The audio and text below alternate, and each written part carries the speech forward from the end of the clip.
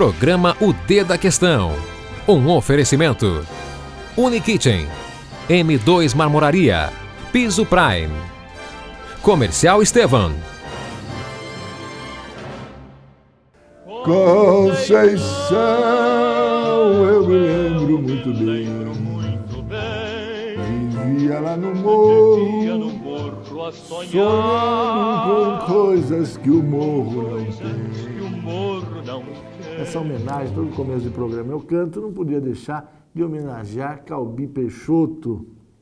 E hoje é aquele programa em que a gente conversa, né? Batemos um papo aqui e eu vou falar bastante, né? Sobre a política aqui de Sorocaba e tal. Nós vamos entender um pouco o que está acontecendo no Brasil, né? Michel Temer já está aí há uma semana, hein? 10 dias de novo governo, o que você está achando? É sobre isso o nosso papo hoje, tá bom?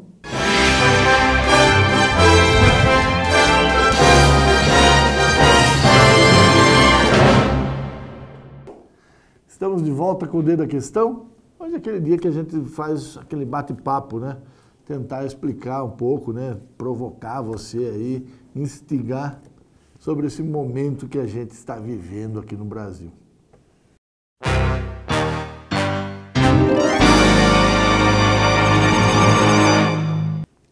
Bom, primeira coisa para entender, tá?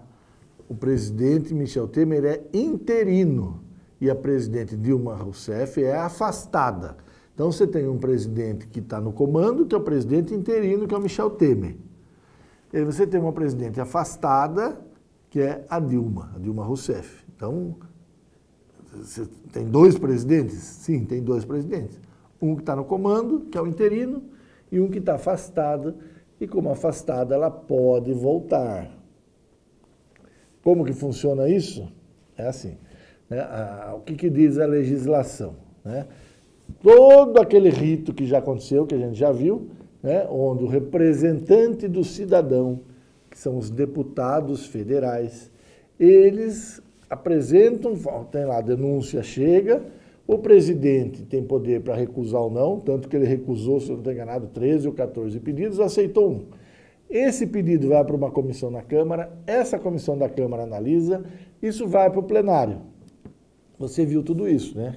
513 deputados, foi lá 367, nem lembro quanto lá, mas uma lavadona ficou na frente a aprovação do impeachment, que foi para o Senado. O Senado é onde estão os representantes dos estados. Se os deputados representam os cidadãos, os senadores representam o estado. Então, tem lá os senadores do estado de São Paulo, do Paraná, Paraíba, né, do Ceará, enfim, de todos os estados do Brasil são os senadores. E acontece o mesmo rito, né? Então, recebe da Câmara a denúncia. O presidente aceitou, o Renan Calheiros aceitou essa denúncia que veio da Câmara. Montou uma comissão. Essa comissão aprovou que fosse para o plenário. Por maioria simples, o plenário tinha que acatar ou não se ia fazer o julgamento da Dilma. E foi isso que o Senado fez, ele acatou. Quando ele acata, a presidente se afasta, embora continue presidente. Aí são até 180 dias. Então está contando lá o prazo. De até 180 dias, esse julgamento tem que acontecer dentro do Senado. Até 180 dias. E o prazo correndo, e aí o Michel Temer assume. Bom, tem que prestar atenção numa coisa. Se para aceitar o julgamento era uma maioria simples, ou seja, são 81 senadores, 41 aceita, vai embora. Foram 55 que aceitaram, né? Só que para o julgamento é a mesma lógica da Câmara, ou seja, 2/3 dos senadores. Então, se tiver 53, 2/3 são 54 senadores, 55 pediram. Se ficar com 53, acontece o quê? A Dilma não é mais afastada, ela assume. Então, veja só, essa realidade, ela é muito, assim, uma linha muito tênue, e as pessoas parecem que já está esclarecido, não acontece mais nada. A chance de não acontecer no cenário todo, é muito real, né? É muito provável que o Michel Temer tenha o seu mandato estendido, porque no Senado, a presidente Dilma, que está afastada, deve ser definitivamente impedida, né, o impeachment de exercer o cargo. Isso são 180 dias. Bom, por isso, né, que nesse período, o que aconteceu? O Michel Temer assumiu, né, então ela foi afastada na quarta-feira, no dia 12, ela já de manhã deixou o palácio com todos os seus ministros. Michel Temer assumiu à tarde. Assumiu com os novos ministros e, desde então, esses novos ministros estão lá nomeando as suas equipes e aí medidas estão sendo tomadas, né? Esse é o momento, esse é o cenário que a gente está vivendo.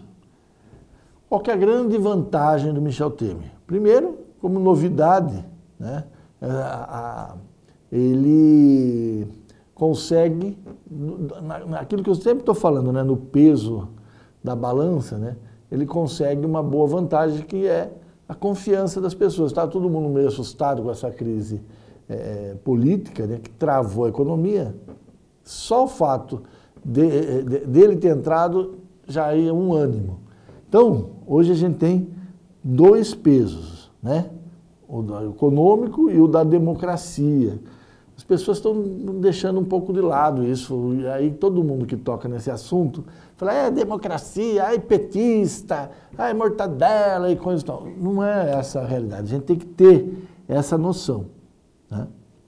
E aí fica um convite para que vocês acompanhem um pouco a cobertura da imprensa estrangeira, ou seja, né, dos jornais, das televisões dos Estados Unidos e da Europa, do Japão, né, da Coreia, da China. Eles não estão tendo o mesmo entendimento da imprensa aqui do Brasil sobre esse processo. A distância, o olhar, né, enfim, acho que não é nem o caso de estar debatendo isso, né? Acho que não é esse momento, se é golpe, se não é golpe, que é essa questão, essa palavra, esse mantra do PT, né, se poderia fazer as coisas como foram feitas, enfim, né? A questão é a gente ter essa medida do equilíbrio, né? Economia, democracia, se um lado ficar maior do que o outro, as conquistas que o Brasil teve, né, ao longo dos últimos 20, 30, 40 anos começam a ficar em xeque. Eu sei, todo mundo dá um valor tremendo para essa questão da economia. 11 milhões de desempregados, né, provavelmente indo para 12 milhões nesse ano. É muita gente, é muito sofrimento, não há dúvida nenhuma. Demonstra a clara falta de capacidade da presidente Dilma de manter aí o equilíbrio das contas, o equilíbrio daquilo que dinheiro que entra, o dinheiro que sai, subsídio de taxas, né? Não vamos nem falar das bolsas, não, vamos falar da questão direta, energia elétrica, questão do combustível. Enfim, desandou. Esse ponto não há dúvida. Agora, até que ponto, né, esse desequilíbrio é algo que interessa para a gente? Hoje está assim e vai ficar assim até quando, né? Até que momento esse valor maior para um aspecto em relação ao outro? É essa reflexão que eu acho que você tem que fazer em casa. É esse o convite, né? Não estou aqui para dar a minha opinião ou para trazer a opinião de A ou B, não é esse. Eu acho que essas questões, né, elas dizem hoje muito mais respeito a você, né, está em casa, assistindo, vendo noticiário de televisão, de jornal, acompanhando muita coisa pelo Facebook, pelo WhatsApp. Nossa, como esse WhatsApp virou uma febre, né? E aí? Né, você está só papagaiando e mandando o que os outros estão te mandando, ou você está parando para pensar? É esse convite que eu estou fazendo aqui, né? Pensa que são dois, a balança ela tem dois lados, né? A sociedade está no meio E aí ela tem o pêndulo da democracia e da economia. A economia não pode, única e exclusivamente, prevalecer se seus direitos, se suas vontades, se suas conquistas, se seu modo de ver o mundo forem aniquilados. Ninguém vive sem emprego, ninguém vive sem dinheiro, né? Casa que falta pão só gera confusão, o ditado está aí e já diz tudo. Mas também, né, bolso cheio, e se você não pode ter liberdade de fazer o que você deseja, de agir como você quer, não vale nada.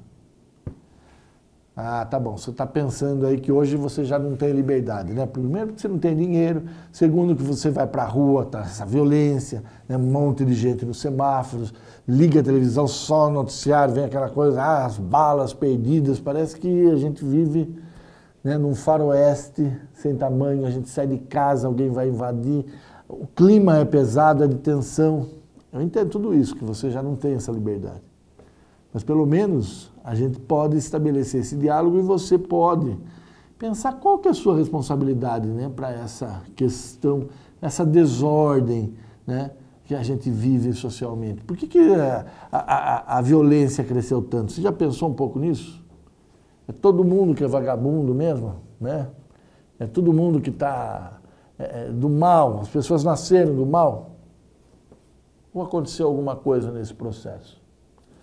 É esse meu convite para você, né? Quer dizer, hoje a gente vive esse otimismo do governo Temer, mas a gente vive essa apreensão sobre essa descompensação da balança. É disso que a gente tem que pensar. Como que reequilibra isso, né?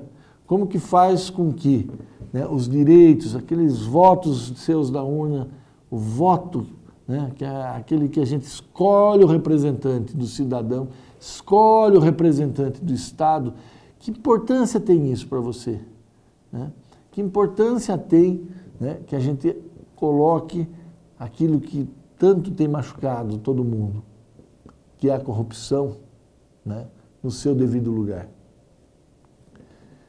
A gente tem que entender, né, que esse é um tema caro, né, um tema importante, mas que a gente não pode ser iludido.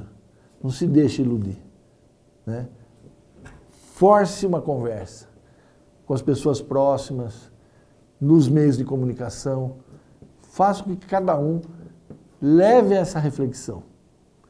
Se a gente bobear, tudo que a gente pode hoje, como um papo como esse, se coloca em risco.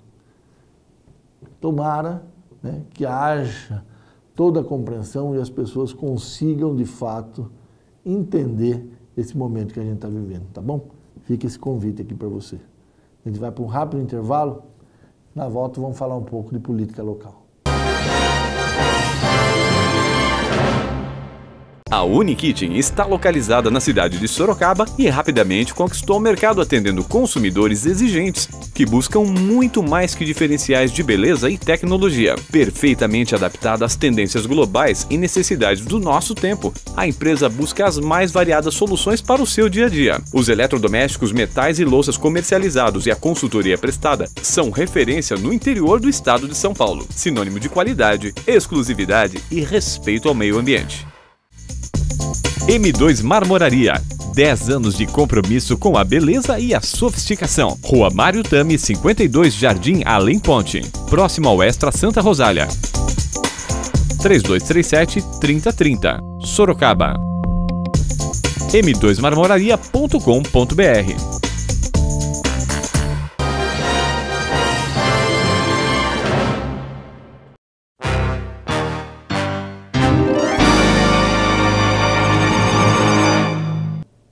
Esse cenário nacional influencia na eleição municipal, que os prazos, né, estão fazendo, se afunilando.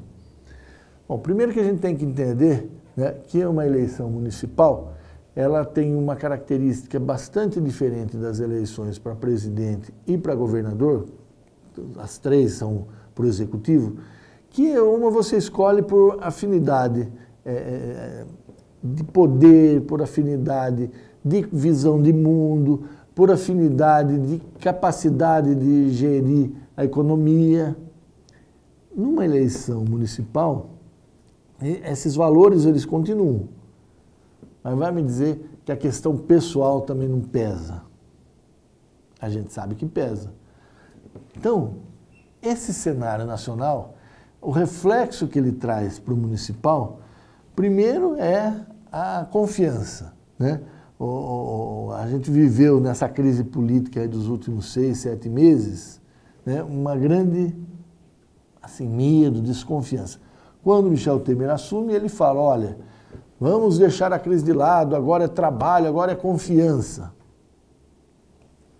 O discurso dele, né, até por todo esse histórico de desconfiança que a sociedade tem dos políticos, e é justificável, foi recebido com panelaço. Do mesmo jeito que teve panelaço para Dilma, a gente ouviu aí panelaço para o Michel Temer, né? Então, quer dizer, não bastou essa mudança, tem algo mais que a sociedade está querendo.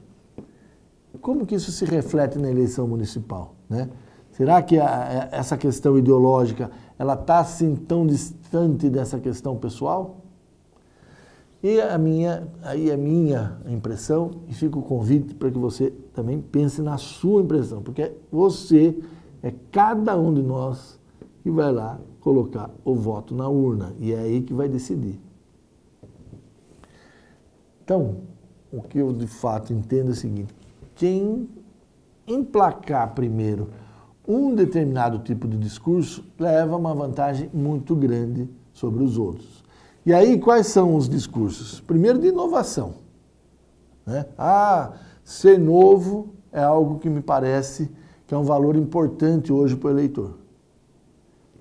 Isso não significa, né, porque ser novo é algo, assim, um valor absoluto em si.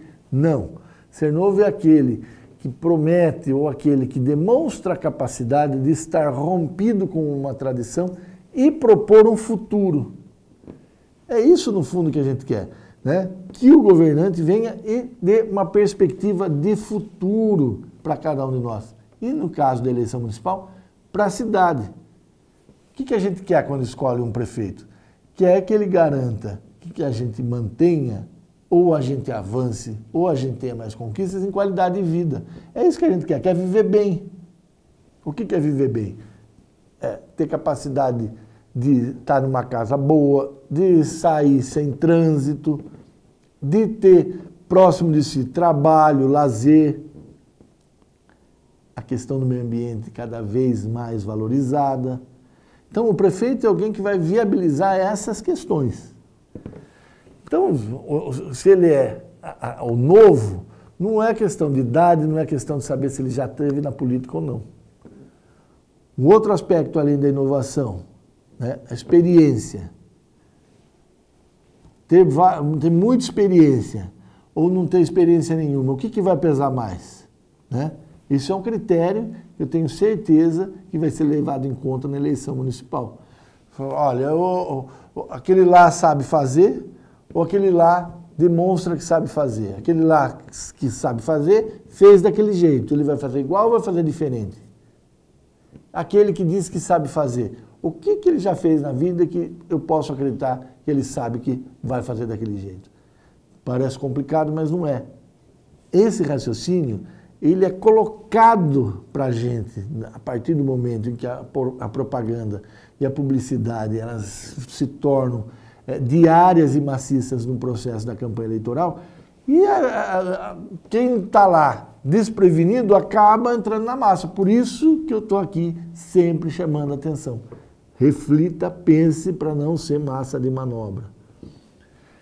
Outra questão que ela é fundamental, né, no raciocínio disso que é o cenário nacional com um reflexo no local, né? Quem é que vai trazer temas que são importantes para a minha vida?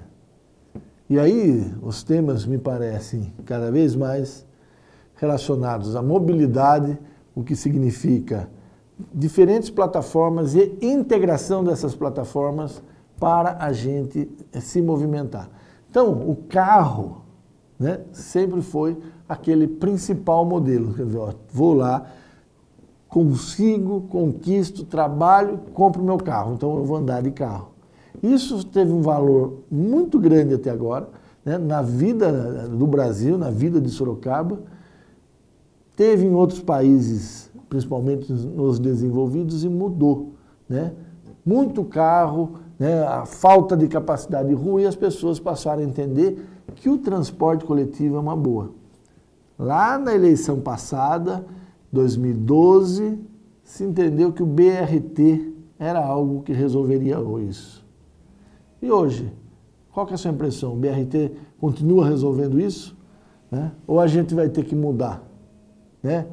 Ou vai ser o VLT? Né? O que vale, o que é fundamental, né, nessa questão? E está aí, ela é uma realidade, você vai ter que pensar e decidir. Né?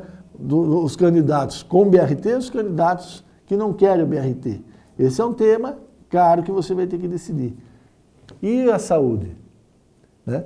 Lembrar que no início da administração do atual prefeito, Panunzio, né, em 2013, eram 27 mil, né, pessoas que entravam pedindo uma consulta na Unidade Básica de Saúde, UBS, num PA pronto atendimento. 2013, 26 mil pessoas. Sabem, 3 anos depois, qual o número? 65 mil pessoas. Né? Essa diferença de quase 40 mil, não é que a cidade cresceu, não, são pessoas que tinham um plano de saúde particular, perdem esse plano de saúde, né, perderam emprego, seja lá o que for, e aí vai buscar aquilo que é saúde pública. Como é que resolve isso? O que você quer que o próximo prefeito faça para resolver isso? Lembre-se, é na hora do voto, ele vai colocar isso em discussão, tem que colocar isso em discussão. Né? Então, ó, mobilidade, BRT, você quer ou não? Questão da saúde, como é que resolve essa porta de entrada? Como é que melhora o atendimento das pessoas? Estamos falando de urgência e emergência, e aquelas cirurgias, né, eletivas, né? Pessoas que ficam na fila 1, 2 anos esperando por uma questão que não é de urgência, mas que faz com que cada um sofra. Né? Então, outro aspecto que eu acho fundamental, né, desse tripé de coisas importantes dessa eleição, o trabalho. Que prefeito vai, ou que candidato vai apresentar propostas para que o município, né, seja capaz de criar novos postos de trabalho. Essa é uma questão nacional, uma questão que a economia tem que ir bem, né, e aí a economia indo bem, e aí todos os municípios vão. Isso é uma realidade. Mas o que o prefeito pode fazer? Então a gente tem aí a mobilidade, a gente tem a questão da saúde, do atendimento básico, a gente tem a questão do trabalho.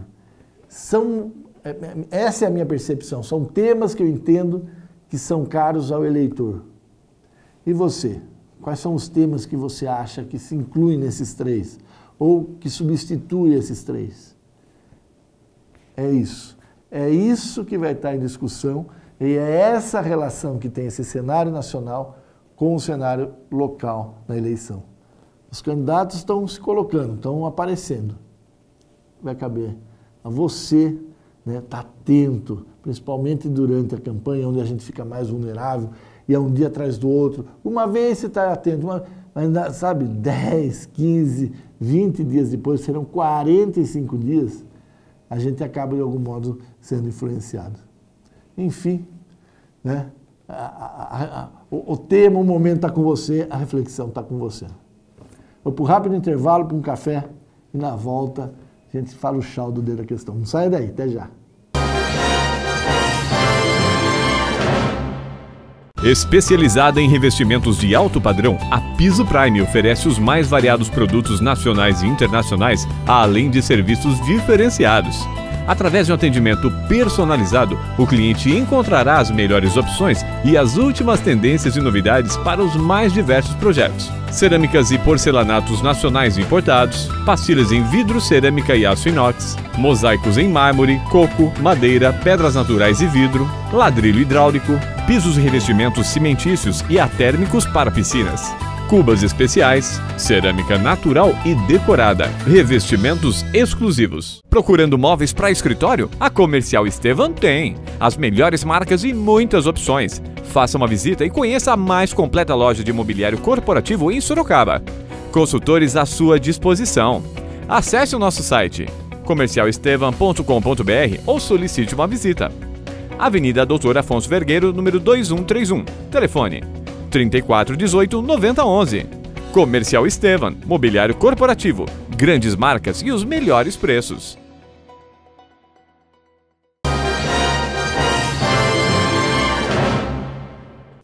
Chegou a hora de ir embora, chegou a hora de falar tchau. O Dedo da Questão novo só semana que vem. Olha, uma ótima semana para todo mundo. E vamos pensar, né? Esse momento do Brasil, esse momento da eleição municipal. E o café de hoje, ó, muito bom. Com o Fernando da Única, né? Ele vai levando os filhos para o CEI de manhã, tá lá ouvindo o Dedo da Questão, tá ouvindo o Jornal da Ipanema e ligado na TV. O Ismael é uma pessoa super simpática, me parou estava com a esposa no Walmart, estava lá entrando comprar umas coisinhas, ele estava comprando umas coisinhas, ele falou, pô, sempre te vejo na TV, uma alegria, e olha, alegria minha, Ismael, de poder estar tomando esse café com você. Vai tomar esse café com o Pacheco, que é da área de comunicação da MGT Bolina Engenharia. O Pacheco cuida da comunicação e a MGT Bolina Engenharia é minha parceira no Dedo da Questão, lá no Jornal da Ipanema, segunda a sexta, 8h30 da manhã. Acompanhe no rádio ao vivo, muito legal. Olha, quero tomar esse café também com o Aldre lá da Pane Center, sempre ligado. Olha, Aldre, bem bacana saber que você está na audiência. E eu quero tomar esse café também com o Carlos Alberto Souza Filho, o gordo da Padaria Real, que fica louco da vida de eu ficar falando de câmera em câmera. Ele falou, você vai deixar louco quem está em casa, deixa atordoado. Ei, gordo, obrigado pela dica, você é um amigo querido. Café aqui, ó, seu parceiro, Excelsior, né? Café Excelsior, parceiro da Padaria Real, no Jornal da Ipanema. Obrigado a todos vocês, boa semana, tchau, até a próxima.